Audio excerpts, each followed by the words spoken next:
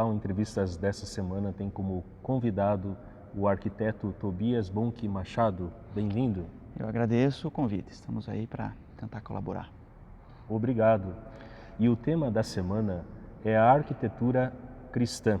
Quando nós falamos de arquitetura cristã, o cristianismo é grande, são várias as igrejas consideradas cristãs. Varia muito, Tobias, de uma igreja para outra, a forma como ela organiza o seu espaço? Não tenha dúvida, né?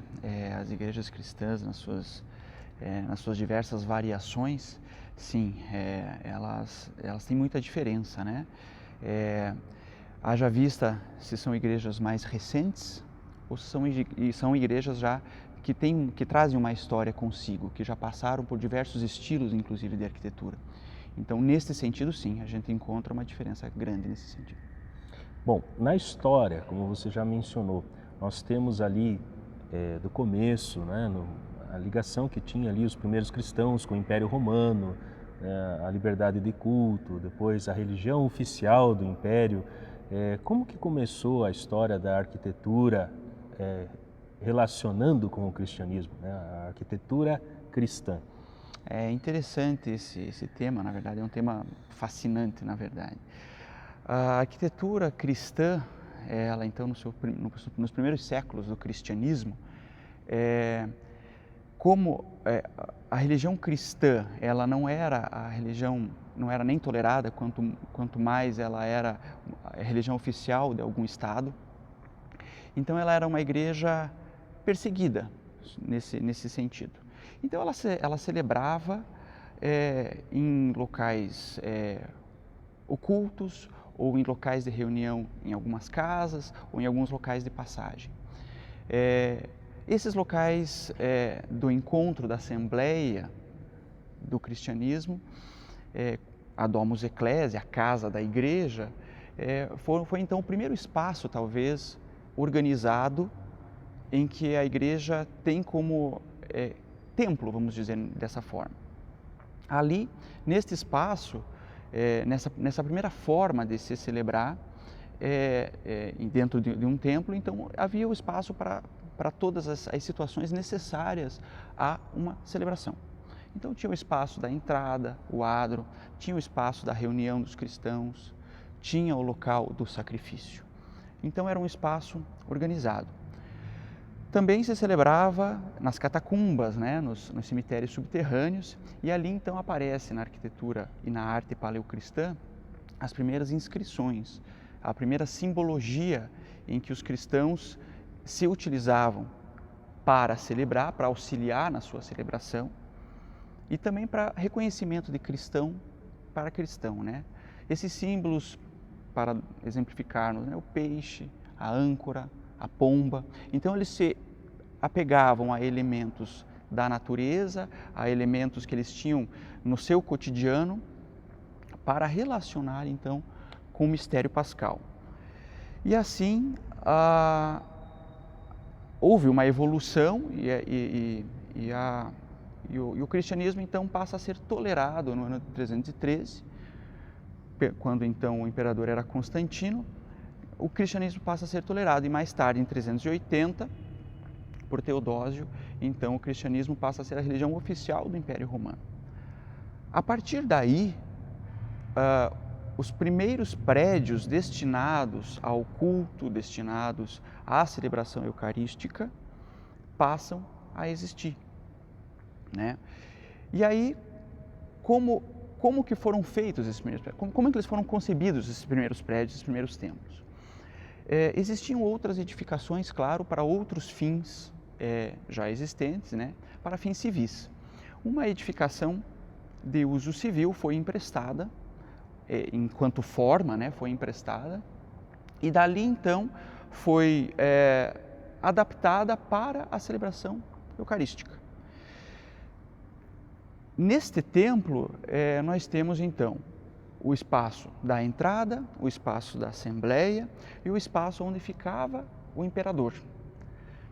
Os cristãos passam então a ter esse espaço de reunião, de entrada, este adro, continuam tendo esse espaço da assembleia, da reunião dos cristãos, não é mais o povo, não são mais os julgadores e julgados que estão ali, mas é a assembleia reunida, e passamos a ter então a figura do Cristo, não temos mais o imperador, e sim temos Cristo, nosso Salvador. E aí então, claro, a partir daí então os prédios começam a existir em maior número. Esse primeiro estilo de prédio, que a gente pode dizer, da arquitetura cristã, é o estilo basilical, né? Justamente mais ou menos como eu descrevi nesse momento. Então, uma entrada, um espaço de assembleia, esse espaço de assembleia também conhecido como nave, né? Separado geralmente em mais naves laterais, e o espaço então do presbitério. E aí mais tarde, e aí que é interessante da arquitetura cristã, que ela vem a seu tempo. Então, em nenhum momento há um estilo da igreja, né? A igreja, os templos da igreja vão se adaptando conforme o decorrer da história, conforme a cultura de cada local, conforme a evolução das técnicas, o surgimento dos materiais. E nesse sentido, então, dentro de todos os estilos que nós temos da arquitetura, né, gótico, renascentista, barroco, modernista, enfim, podemos ter igrejas com o mesmo espírito celebrativo. Mas o que ocorreu durante toda a história? Em um determinado momento da história, talvez pela enculturação do povo em determinado momento, deixou-se de saber ou de entender o que se celebrava. E a partir daí, então, a arte começou a ser parte integrante desses templos. No princípio, nós tínhamos uma igreja talvez mais limpa e mais ordenada lá na Domus Ecclesiae, nos primeiros cristãos. Com o passar dos anos, nesse primeiro milênio do cristianismo, no final desse primeiro milênio, entrando no segundo milênio do cristianismo, então a arte começa a se integrar. E ela veio justamente para catequizar. Ela tem esse intuito. É como a palavra, né? Nós temos as proclamações de leitura, por exemplo, na Igreja Católica, né? E do Evangelho, as leituras. A arte vem como a palavra. Ela tem essa mesma finalidade, né? Ela tem que transmitir. E aí existe uma situação bem interessante, enquanto igreja cristã, que tem imagens, que tem pinturas dentro de seus templos, né? Por exemplo, nós podemos citar a Igreja Católica, que é uma das maiores detentoras de arte, quando a gente fala em contexto global. Mas a arte contida dentro da Igreja Católica, seja em imagem, seja em pintura, seja em escultura, não é para uma finalidade de adoração da imagem, mas sim a imagem, a pintura, a escultura, a obra de arte ali integrada, ela tem a finalidade de se levar ao transcendente. Ela é o caminho, assim como a palavra é, né? E é interessante esse seu comentário, porque é muito comum o pessoal questionar, né, a questão dos vitrais nas igrejas, com pinturas, a questão das imagens. E não é só na Igreja Católica, a Igreja Ortodoxa também usa muito as imagens. E são imagens que servem para ilustrar o mistério da fé, né, exemplificar. No passado mesmo, o povo tinha a questão do analfabetismo em alta, o povo não tinha conhecimento, então era a forma que era feita para instruir o povo a ver, enxergar um pouco do mistério da fé. E uma coisa que eu gostaria de aproveitar e te perguntar, nós estamos aqui em frente ao altar da Paróquia Imaculado Coração de Maria e não sei se diferencia muito, e essa é a minha pergunta, a questão do altar é comum nas igrejas cristãs. Eu não sei como que a arquitetura lida com esse fator aqui também, né? Mas é diferente de uma igreja cristã para outra a questão do altar, quando você vai trabalhar como arquiteto, tem visto alguma diferença ou não? Então, é interessante esse tema, né? O altar, a mesa do sacrifício, o ambão, mesa da palavra, e a própria sédia, na figura do próprio padre, falando da Igreja Católica, representam essa unidade de Cristo presente na celebração eucarística, seja pelo sacrifício, seja pela palavra, seja na pessoa do próprio padre durante a celebração eucarística. Para a Igreja Católica, isso é bastante claro, né? O próprio mobiliário vem a representar. Para as outras vertentes da arquitetura e da arquitetura cristã, não tenha dúvida que existe esse respeito também. Talvez com uma ótica um pouco diferenciada para alguns segmentos, mas sim, o altar ele existe, porque o altar ele está ali, ele é o que representa Cristo, né? Então isso a gente pode encontrar em várias igrejas. Mas é muito interessante, porque esse espaço celebrativo, como nós estamos aqui diante de um deles aqui da paróquia do Imaculado Coração de Maria, de uma igreja católica, é interessante porque aqui nós vemos que provavelmente esse espaço aqui já foi adaptado, né? Então, quer dizer, o Concílio Vaticano II, ocorrido há 50 anos atrás, justamente pela Sacrosanctum Concilium, que foi o primeiro documento, vamos dizer assim, emitido dentro desse concílio, ele justamente traz essa reflexão da arte, da liturgia como um todo, mas também falando da arte e da arquitetura dos espaços, né? Então, a utilização de materiais, a formação dos próprios artistas e como que a igreja deve pensar hoje os seus espaços.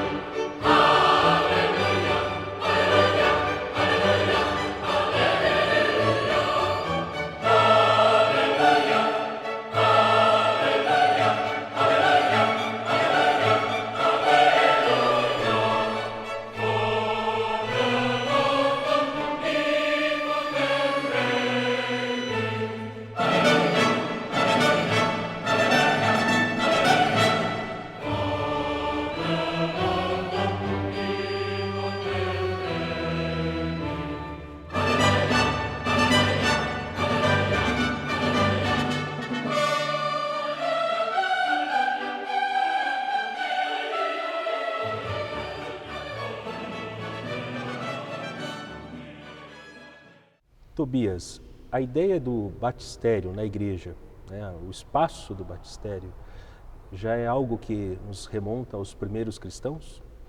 Não tenha dúvida, né? Cristo se fez batizar, né? Se deixou batizar, quis ser batizado, né?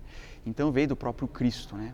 Então o espaço do batistério, a gente ter uma igreja sem batistério, é quase que, vamos colocar entre aspas, é quase que temos uma igreja sem altar. Tamanha a sua importância. É o primeiro sacramento do cristianismo, né? Então, ele é de fundamental importância. Aqui nós vemos um batistério em pedra, muito bem elaborado, com a tampa, com o Espírito Santo, com a sua simbologia. A arquitetura, a arte, como nós dizíamos há pouco, ela traz a simbologia. O símbolo é tudo para transmitir a arte cristã, né? É interessante porque dentro da igreja, tudo que se coloca deve ter um significado, ela é proposital, né? E aqui o batistério, nesse contexto, ele vem a ratificar com a sua simbologia, né? Então o batistério sim, ele vem desde o princípio do cristianismo e vai perdurar para sempre. Nós vemos aqui também um Pantocrator. Por que esse nome Pantocrator e um pouco da história dele? O Pantocrator também é uma imagem, uma pintura que nós encontramos em diversas igrejas, em igrejas muito antigas, né? Então nós estamos falando realmente de representações lá do começo do cristianismo. E eu acho que a principal mensagem que ele transmite, dentre muitas que ele transmite, mas a que mais me toca é justamente a posição das mãos, né? Então, os 2 dedos unidos, né, representando a dimensão divina e a dimensão terrena do próprio Cristo. E os outros 3 dedos, então, soltos, que representam, então, a Trindade. É uma figura belíssima que nós encontramos em diversas igrejas. Tobias, o coro também é uma parte importante nas igrejas e é muito comum entre as igrejas cristãs, não só na igreja católica, mas existem coro também em em outras igrejas, digamos assim, outras denominações. Isso, o próprio nome diz, né, o coro. Então é o local destinado ao coro, ao coral, né? Ele realmente existe em diversas igrejas, né? E nós encontramos até em projetos contemporâneos agora, ao nosso tempo, né?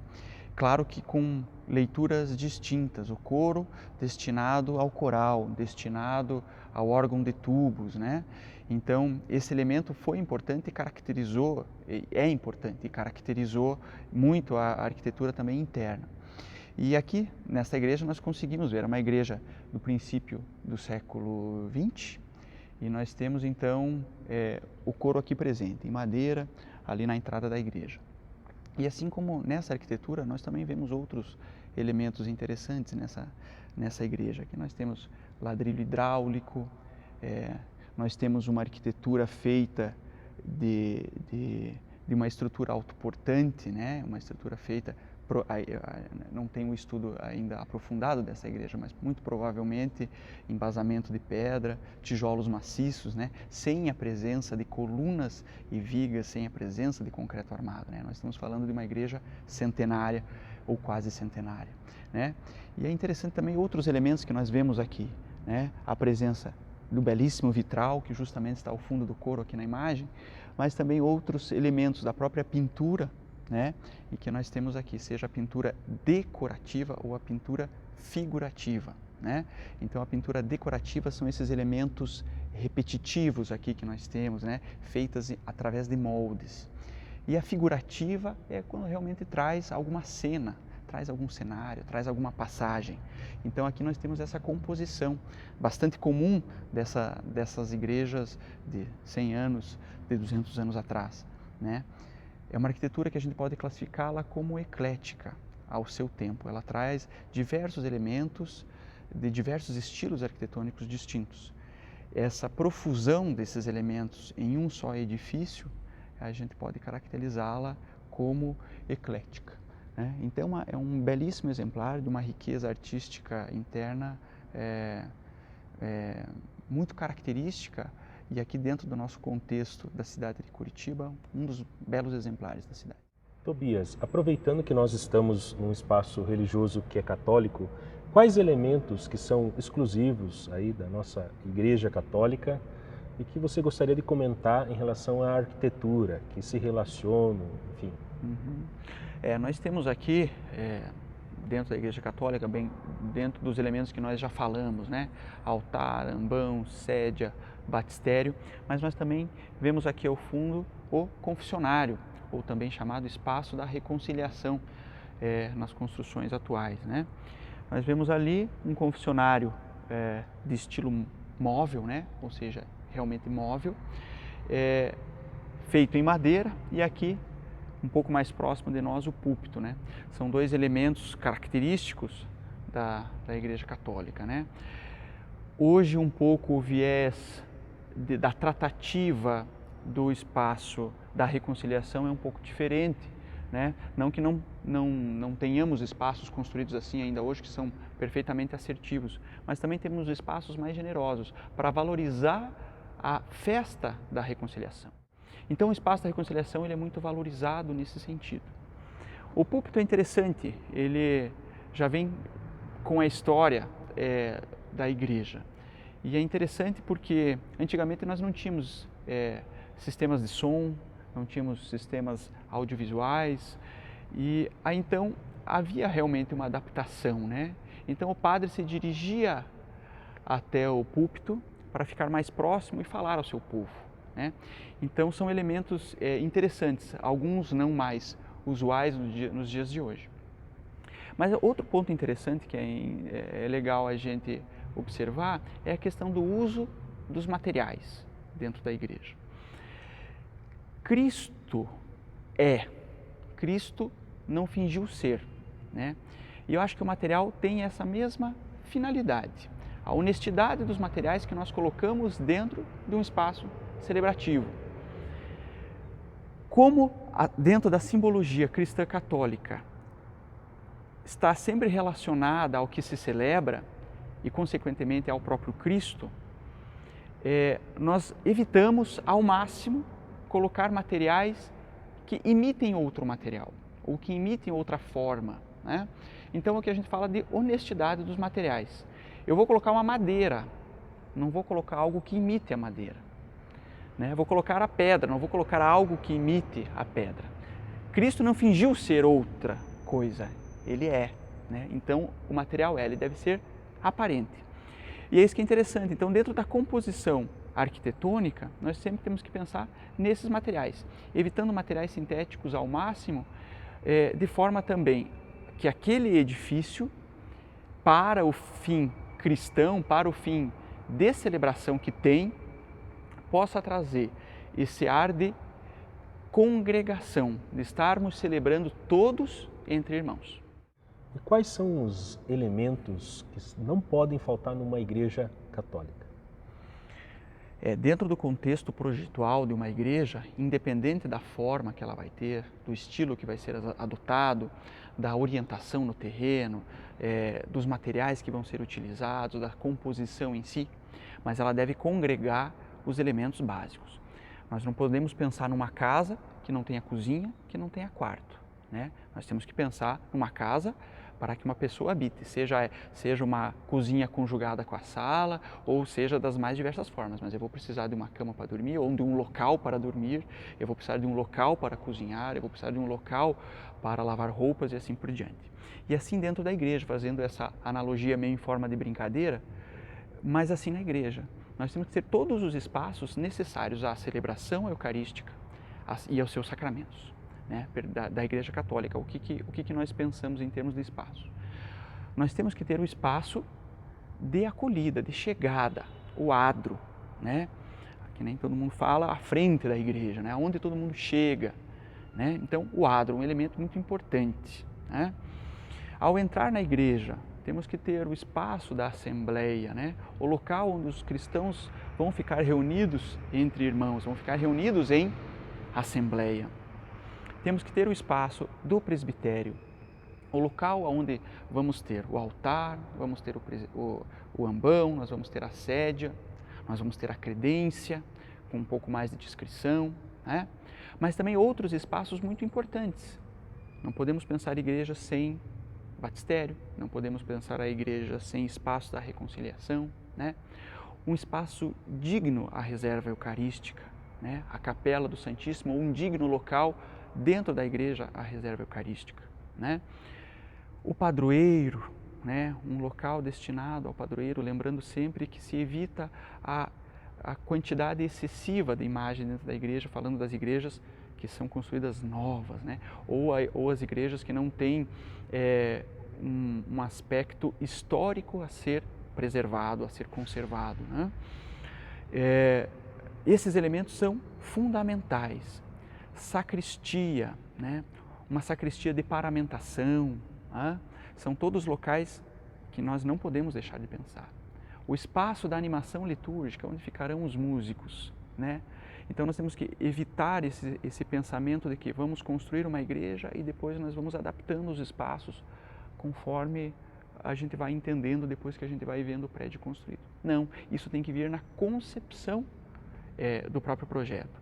E aí vem outros elementos que são absolutamente necessários, né? Como pensar na iluminação natural, na iluminação artificial. Elas ajudam muito na celebração da Eucaristia, né? A luz tem uma relação muito direta, né? A própria vela nos emite a luz é o próprio Cristo, então tem toda uma relação. Pensar na luz. Ventilação, né? Cruzada, uma ventilação saudável, aquele ambiente tem que ser salubre, né? A composição dos materiais para que não haja uma profusão de informações e sim focar na centralidade que é o próprio Cristo, né? que se revela para nós na celebração eucarística. A centralidade, não necessariamente o altar no centro físico daquele prédio, mas que tudo leve àquela centralidade. E aí, claro, e nós estamos pensando aí nas questões práticas, né? Uma igreja tem que ser acessível, né, é igualitária.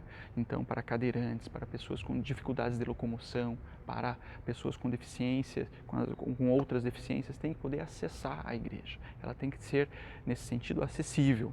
Ela deve possuir banheiros, né, em locais discretos e próprios de como acessá-los, né? Mas também pensar em alguns outros elementos, como a acústica, né? É um elemento importantíssimo e que tem uma relação direta com a sonorização, são duas coisas distintas, né? O material vai ajudar muito, o material utilizado e revestido, e que vai revestir toda a igreja, vai ajudar muito na difusão do som ou não, né? Ou vai alinhar aquilo como algo ruim dentro da sonoridade que se necessita. Então são todas particularidades que dentro de uma igreja temos que pensar. Então quem quiser saber mais sobre a paróquia aqui vai acompanhar aí o site, que é o endereço para saber mais informações da paróquia. E também eu agradeço o Tobias aí pela entrevista, muito obrigado.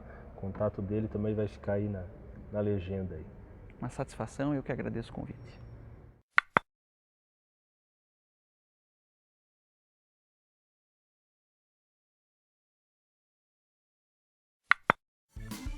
Se você gostou desse vídeo, clique em gostei logo abaixo dele e ajude-nos a divulgá-lo. Aproveito para te convidar para acompanhar as próximas entrevistas que serão publicadas neste canal. Para acompanhá-las, clique na palavra inscreva-se que você vê aí na tela. Até mais!